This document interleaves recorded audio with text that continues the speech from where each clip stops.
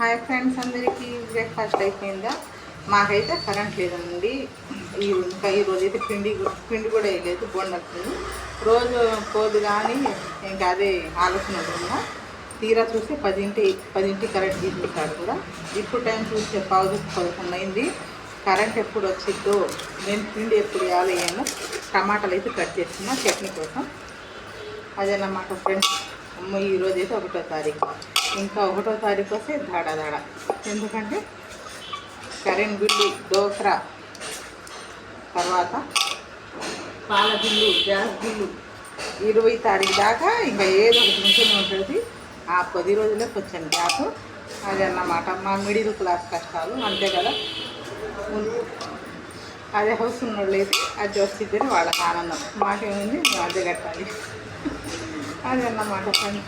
మరి మాలు ఎంతమంది ఉన్నారు? మీకు కూడా అంతేనా? 1వ తారీఖు వస్తే? నాకైతే 1వ తారీఖు వస్తే ఇంకా భయమేనండి. ఎందుకంటే ఇవన్నీ కట్టుకోవాలి. ఇక డోక్రా ఏంటంటే ఆ కరెంట్ బిల్లు, తర్వాత పాల బిల్లు, గ్యాస్ బిల్లు, అన్ని బిల్లు లేవు. రాబడి లేదు కానీ బిల్లులు ఎక్కించుకోండి.